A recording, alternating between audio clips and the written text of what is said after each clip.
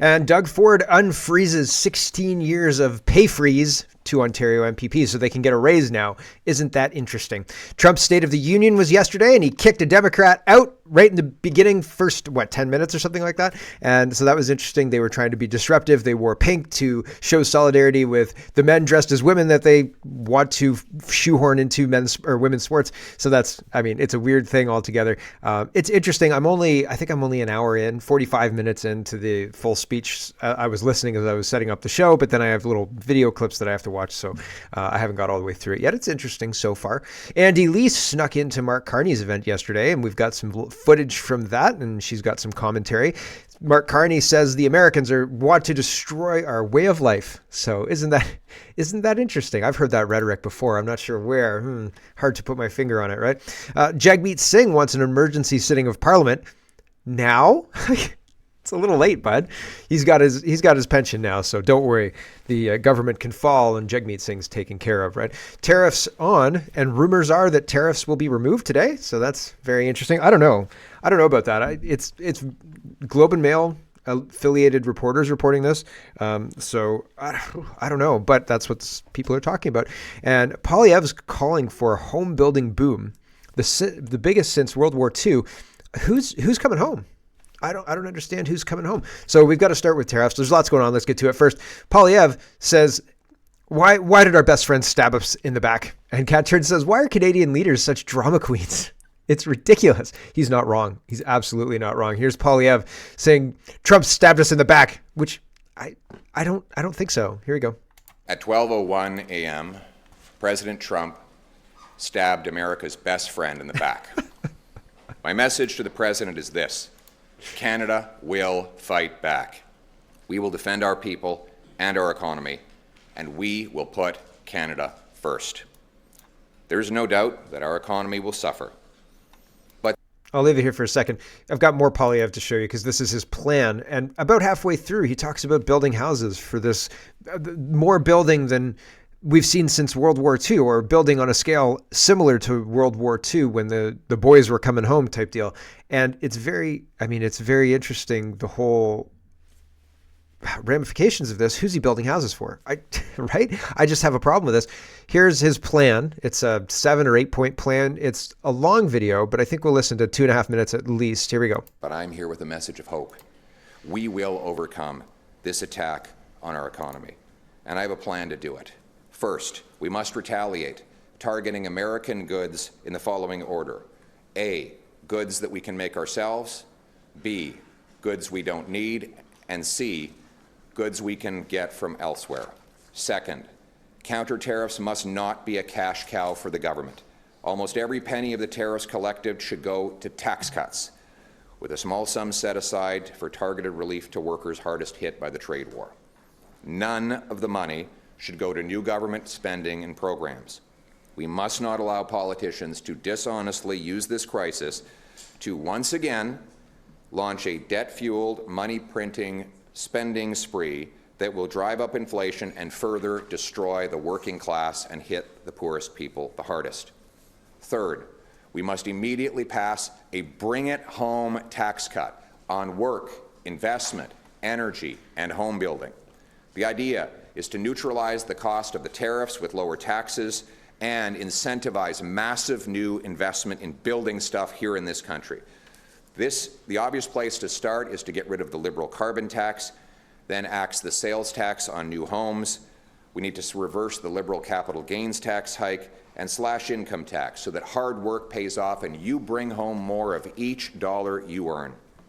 Fourth, we must immediately repeal the Liberal No New Pipelines Law, C-69, a law that not only blocks all pipelines but stops mines, refineries, export plants, and all kinds of other energy infrastructure, and makes us hopelessly reliant on one customer, the Americans, a customer we cannot count on anymore. We must greenlight LNG plants that Liberals say there is no business case for, so that we can no longer have to sell our 100% of our LNG, our gas exports to the Americans. We can sell it to Asia and Europe and help break the European dependence on Putin, turning dollars for dictators into paychecks for our people.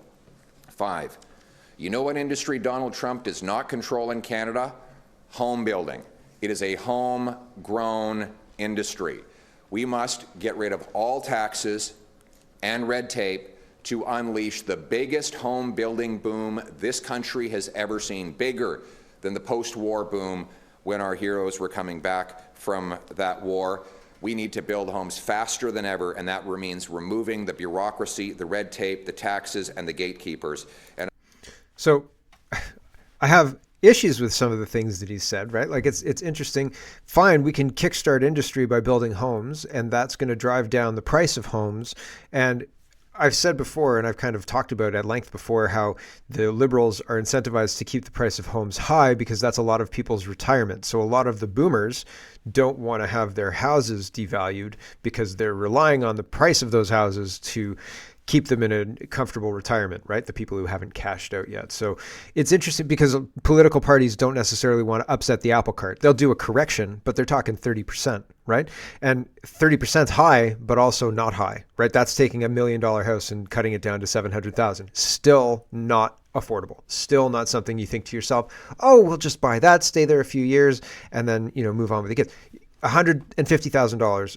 My first house that I bought was $118,500. Okay, so $118,500, that was the price of my house. My mortgage carrying cost was $600. And I looked at that and I was like, that's cheaper than my rent. And not realizing that the electricity was included in my rent. But anyway, it's a situation where even a correction of 30% is not going to meaningfully change things. He's talking about 30% correction, maybe more, right?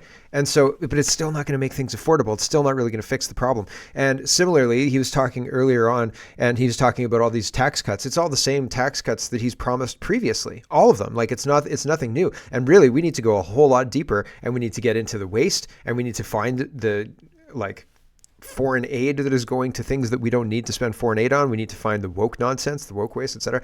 And I'm not convinced by his plan. The rest of this here, and I'll just leave it here, but because I'm not interested. He says we've got to take control of our borders, but you're building houses for what, the masses to come in? So I don't know. I have issues with Mr. Poilievre's plan, but that's not a surprise.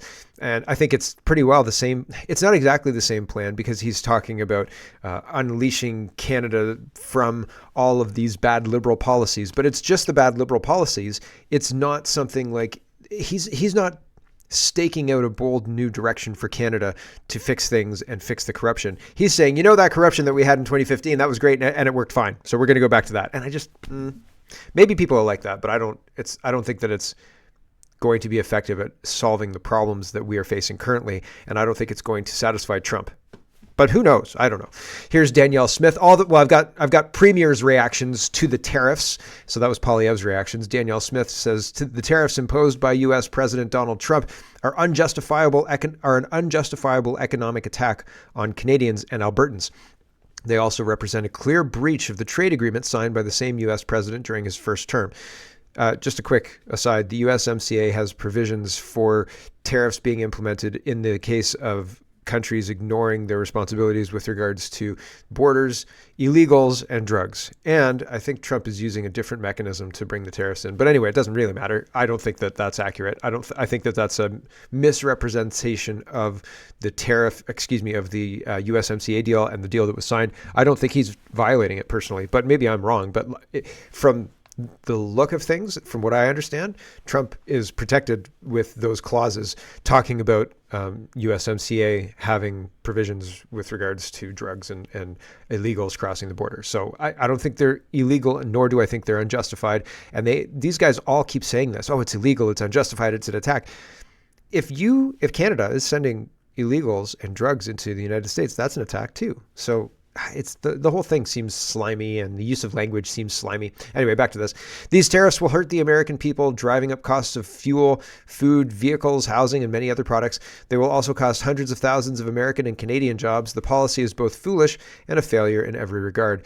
This is not the way it should have be between two of the world's strongest trading allies and partners. We would much rather be working with the United States on mutually beneficial trade deals than be caught in the middle of a tariff war. Alberta fully supports the federal response announced today by the Prime Minister. I will be meeting with my cabinet today and tomorrow to discuss Alberta's response to these illegal tariffs, which we will announce publicly today. Now is the time for us to unite as a province and a country. We must do everything in our collective power to immediately tear down provincial trade barriers and fast-track the construction of dozens of resource projects, from pipelines to LNG facilities to critical mineral projects. We must strengthen our trade ties through Europe, Asia, the Americas for all our energy, agricultural, and manufacturing products. We also need to drastically increase military spending to ensure we can protect our nation. There is no time to waste on any of these initiatives. I'll have more to say tomorrow. So interesting flip-flop from Danielle Smith saying, oh yeah, the federal response is great and Alberta's going to get on board soon too. So that's concerning. We'll wait for the details, but so far, yikes. Scott Moe says, this is my statement on U.S. tariffs. President Trump is just simply wrong when he says Canada has nothing the U.S. needs, and Americans are about to find out he is wrong. American farmers need Canadian fuel and fertilizer to grow their crops. Trump's tariffs will drive up the cost of oil, potash, and uranium, and that will drive up the cost of groceries for every American family. That's just one example. Prices will go up for U.S. families immediately, and jobs will be lost as a result of Trump's tariffs. This is a completely self-inflicted and unnecessary action by the American government. Canada's response needs to be economically sound and reasoned. It should not result in the same kind of self-inflicted harm that Trump is imposing on his citizens. I agree with that. To that end, the government is carefully considering Saskatchewan's response. Cabinet will meet tomorrow to consider all options. As we have always done, our government will continue working to expand trade to other countries and expand trade within Canada by reducing interprovincial barriers and promoting the construction of necessary infrastructure like pipelines. Further measures in response to the U.S. tariffs will be announced in the days ahead.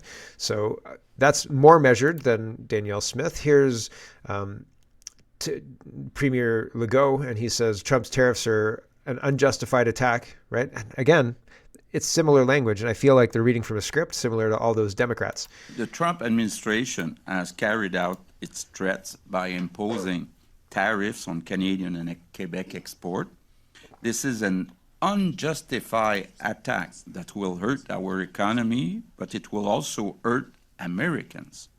We need to keep a cool head, but we also want to be very clear. We're not going to let ourselves be intimidated by Donald Trump. It's time to roll up our sleeves. We will also respond to the attack by Trump administration. First, on the Canadian side, the federal government is imposing counter tariff on imports of American products, and we must not rule out anything for the future. And on the Quebec side, I've asked the President of Treasury Board to implement measures to penalize American companies that do business with the Quebec government. And I've also asked Société des Alcools to stop selling American products. And I encourage Quebecers, businesses and all institutions as much as possible to buy Quebec products. So this faux Team Canada is still taking hold. Here's Susan Holt, the Premier of New Brunswick. She says, when push comes to shove, we will do whatever it takes to defend our people and our province against tariffs. Our action plan lays out how we will support affected New Brunswickers, provide relief to New Brunswick businesses, knock down interprovincial trade barriers, and help people choose New Brunswick-made products. Together, we will stand strong for New Brunswickers. Learn more about our tariff action plan here. I think that fundamentally they're not really going to knock down interprovincial trade barriers. They're not really going to do any of the things they say they're going to do. They're going to use it as an excuse, as Poilievre said, to print money and spend money and do silly things and claim that these silly things were due to the crisis or due to Trump. Blame the crisis, blame Trump. And the old adage comes to mind, never let a good crisis go to waste. Here is, I thought this was quite funny. Daisy says, when the Bloc Québécois are the only voice of reason, we're in trouble. Here's Blanchette, and he's saying, hey, everybody, this is probably a very big mistake. Here we go. I'm far from being certain that threatening the United States not to supply them with electricity is such a good idea. We've got to keep in mind that after the crisis, they will still have to be business partners. They will, or we want them to keep buying our electricity. So it seems a strange idea to me to threaten them of being a bad partner, not so reliable partner to them. It's not such a good idea. And we have to keep in mind also that for long periods of time, we buy more electricity from the United States than we sell. So we have to be careful. Sometimes, I understand, that in a crisis, we want to show muscles and say big words. But sometimes it's not the best thing to do. Right. So, yeah, yep. Sometimes it's not the best thing to do. Sometimes that's a mistake. And here we are running headlong into that mistake.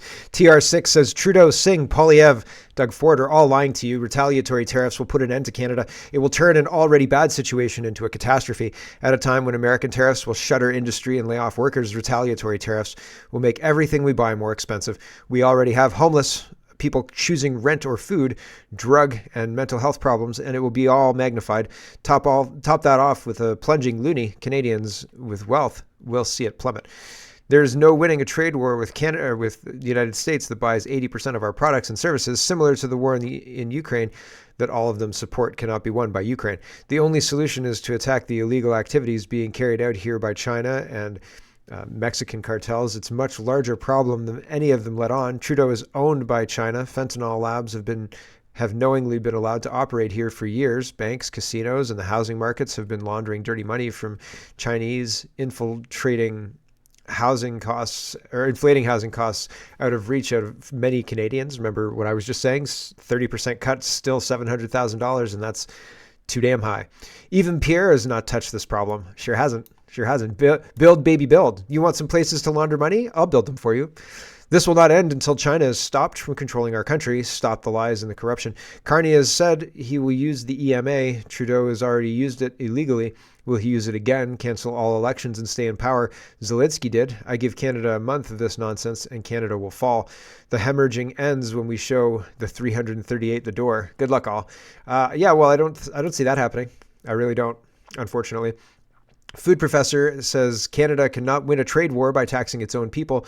True leveraging comes from targeting American reliance on our exports, not undermining our own food security and economy. And that's absolutely true. It's pretty crazy what's going on. He's got a big, long write-up about this. Well, it's medium long, I guess.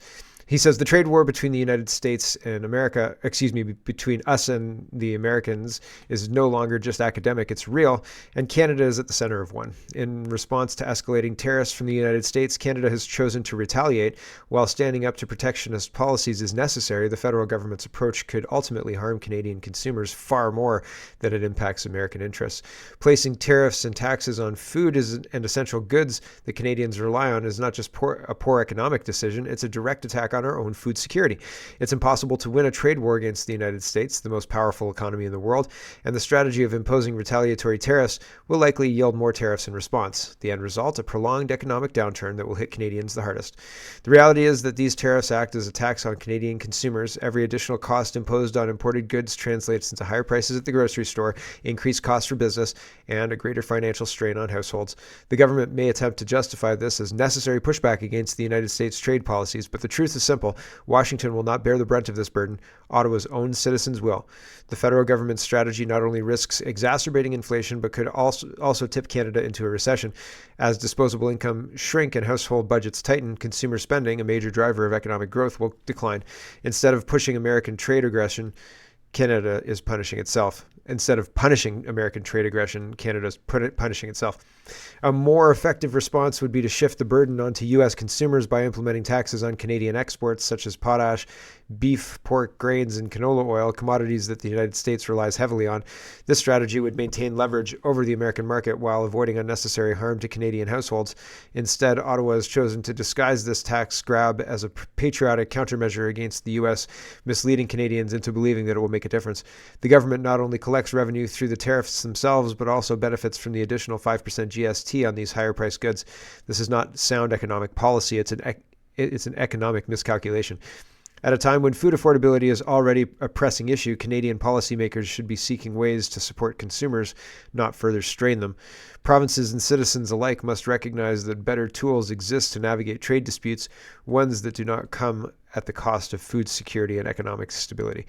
With a new leader set to take charge in Canada within days, maybe, the future of these policies remains uncertain. However, one thing is clear: continuing down this path will only lead to greater hardship for Canadian families. It's time for a change in strategy, one that protects Canada's interests without inflicting unnecessary pain on its own people. Yeah, well, I don't think that's going to happen. Here's George. He says, this is what America First means in a nutshell. And this is Trump talking about tariffs. April 2nd, reciprocal tariffs kick in. And whatever they tariff us, other countries, we will tariff them. That's reciprocal, back and forth. Whatever they tax us, we will tax them. If they do non-monetary tariffs to keep us out of their market, then we will do non-monetary barriers to keep them out of our market. There's a lot of that, too. They don't even allow us in their market. We will take in trillions and trillions of dollars and create jobs like we have never seen before. I did it with China, and I did it with others, and the Biden administration couldn't do anything about it because there was so much money they couldn't do anything about it. We have been ripped off for decades by nearly every country on earth, and we will not let that happen any longer. So there you go. That's Trump yesterday. So I heard this news. Well, I heard this news, and I thought, man, is that real? Is this real? I don't know. U.S. Treasury Secretary Lutnick: Trump may roll back Canada-Mexico tariffs tomorrow. That's today. Today. After that, after the State of the Union, we're gonna tariff them. Retaliatory tariffs. Tariffs coming April 2nd. We're just gonna put tariffs on. Okay, we'll take them off the next day. Weird. I don't understand what happened, but it seems legit. Like, here's part of the news article. It's from Fox 25. So, like, this is not just some backwater thing that I'm pulling. Sorry, this isn't Fox 25. This is FX Street 25. But it is a Fox News quote. It says U.S. Commerce Secretary Lutnick told Fox News on Tuesday that U.S. President Trump may roll back tariffs on Mexican and Canadian imports as early as Wednesday, which is today. While speaking to reporters late in the day, it will not eliminate the tariffs, but it might modify the tariffs somewhat. That's a decision that will come tomorrow, he explained. So maybe things will change today. Here's Laura Stone. She says Commerce Secretary Lutnick called Premier Ford today after his press conference. Call described as tough and aggressive, with Lutnick telling Ford to stand down. Premier said no, and that if anything, he'll go harder. Access to senior government sources, or according to senior government sources. Lutnick told Ford that some comments from Canadian officials, including Prime Minister Trudeau's very dumb thing to do comment, are unhelpful and viewed as a personal attack against the president, according to the sources. After Ford told Lutnick he wouldn't back down, the Commerce Secretary seemed to acknowledge that the tariffs are part of a negotiation towards a trade deal, sources say. Ford said he can't back down when punched, one source said, and told Lutnick that he wants to work with the U.S., as does the Prime Minister. Sources said it's notable that Lutnick reached out to Ford and believes the administration is looking for a deal on USMCA and an off-ramp to tariffs, to the trade war. Lutnick publicly said today President may announce compromise on Mexico-Canada tariffs on Wednesday. The call was about 12 minutes long, according to one source, with Lutnick softening during the call and telling Ford he understands where he's coming from, ultimately about getting a deal and a feeling to put a day behind them, one source says. We'll see what happens today. So, okay, sounds super fun. It's like we're being played with, we're being toyed with. It's very interesting. I don't particularly like it.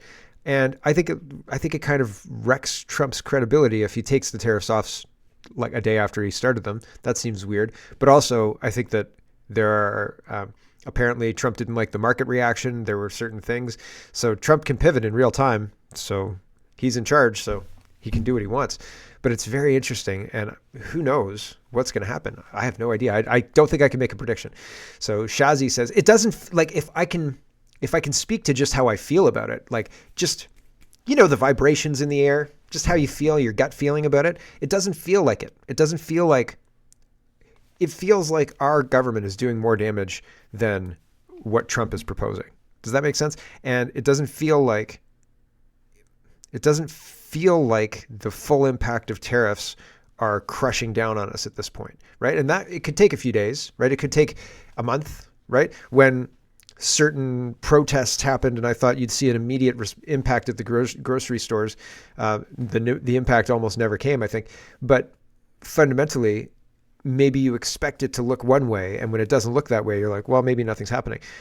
When in fact things are happening, and it just takes time. So there's probably a lag. So my feeling is probably picking up on the lag time behind the implementation of the tariffs and people responding to the implementation of the tariffs, because there's a lag time. So we'll have to wait. We'll give it 2 weeks. But right now, it doesn't feel like things have happened yet. Shazzy, and I know that they have, but I'm just saying, the general population, it hasn't seeped into their consciousness yet. People don't understand what's happened. Shazzy said, so their buying practices haven't changed. They haven't stopped doing things. People haven't lost their jobs yet, right? Like the impact is happening, but it hasn't taken effect yet. That's probably what it is. Anyway, Shazzy says, I just got word something is happening at a major auto plant in Canada. Hundreds of workers laid off today. No mainstream media coverage, no official announcement, just radio silence. So that's interesting too, unconfirmed, but I think that's probably more than one. Let me know if that's happened to somebody you know. Gov.exe is corrupt, says, who's going to tell Canadians that counter tariffs are retarded because it'll only punish our economy more, and the correct way to approach this is to offset any economic pain with massive personal and business tax cuts to promote Canada First. That's actually what Pierre Poilievre said, and even the Canada First thing too. So that's interesting. Here is Rex. He says, Trump didn't do this. Stop blaming Trump for what Trudeau did. So in 2015, you can see the years here, right? 2008 to 2024. And in 2015, our GDP per capita, it used to be very tightly connected to the United States. So the GDP per capita uncoupled in 2015, and Canada stayed pretty flat while the United States stayed on an upward trend. United States GDP per capita now is 125.05 per person. That's what per capita means. And Canada is 20 points behind with 105.23. So that's very, very interesting. That's a negative economic impact compounded year after year. And now we're 20 points behind them after 9 years of economic decoupling. And that's a really bad outcome that Trump had nothing to do with. And people are mad at Trump. It seems really, really strange. Really, really strange thing. Here's Jagmeet Singh. He says, right now is a moment for unity. Oh, okay. Donald Trump's trade war will have devastating consequences. To protect Canadian workers and jobs, New Democrats are calling for an emergency recall of Parliament. This is what they did. They don't care about Canadian workers or jobs. They don't at all. At all. They don't care. Now they want to use it for like headlines and stuff. They don't care. They don't care about it at all. Jagmeet Singh wrote a letter saying he wants an emergency session of Parliament. And Ryan says, oh, now he wants an emergency session. This guy's unbelievable. Yep. Absolutely. 100%. Unbelievable stuff. Gov.exe again says Canada's approach to U.S. tariffs is to retaliate with counter tariffs, then collect and redistribute taxes the consumer paid back to them to try and offset the damage caused by the retaliatory tariffs. Wouldn't it be easier to cut payroll taxes for businesses and sales taxes for consumers? Yep. But that wouldn't give them the ability to put money into their money machine and take it out, right? Without us knowing, right? Here's America AF sharing just kind of why America is going to win this trade war if Trump doesn't back down, which would be weird to back down. But again, we just haven't seen the impact yet. So if you back down right now, maybe nothing happened at all. I don't think so, right? I just don't think so. There is going to be an impact. It's going to come. It's like a tsunami, and you're like, "There's no water here. Everything's fine. What are you talking about? I'm just going to hang out. I see the beach, but the beach just got a little longer. Everything's fine." And then the tsunami comes, of course, and people get caught off guard by it because they didn't take the warning signs for what they really were. And maybe that's happening here, right? Here's this guy with this video talking about why Trump's not going to back down. He lays out the trade war and the strengths and weaknesses and how much of each economy, here's where he lays out how much of each economy, but that's basically why Trump's going to win. Here we go. Or the United States is heavily favored to win. Here we go. Organization. So why is Trump not backing down? Just listen to this. In 2023, Canada sent 76% of all of their exports to the United States. That accounts for roughly 19% of their entire GDP. In 2024, Mexico sent 78% of all of their exports to the United States.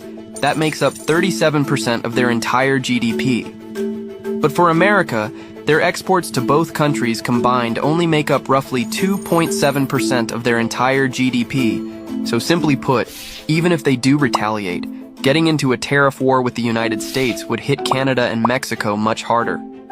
Trump knows this, and he's using it. Yep. Yes. So I think we're favored to lose. Here's Stephen Crowder, and he's a Canadian. He says, I'm tired of Justin Trudeau's BS. As a Canadian right now, sitting in a suburb of Montreal, is enjoying a socialized healthcare because a middle-class American in Kansas is paying taxes.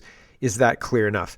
And so that's the essentially argument I've been making. You know, we added free dental care because our politicians refused to pay for enough funding for NATO, and we can do that because the United States pays for our defense. And is that okay? I don't think most people are okay with that. I just don't think most people are. And we should be standing on our own. And if we stand on our own and have our own responsibility, then we have a bigger say in how things work and how things go, right? Anyway, here is DeSantis, and he is trolling Canada, and he says, I think he's trolling Canada's leaders more than that. Well, no. All of Canada is being trolled with this one. Here we go. Flock to our state and investment to Florida surge. We continue to set tourism records. 2024 saw more than 142 million visitors come to the state of Florida. This includes 3.3 million visitors from Canada. That's not much of a boycott in my book. Maybe they wanted to get a glimpse of what a Stanley Cup winning hockey team actually looks like.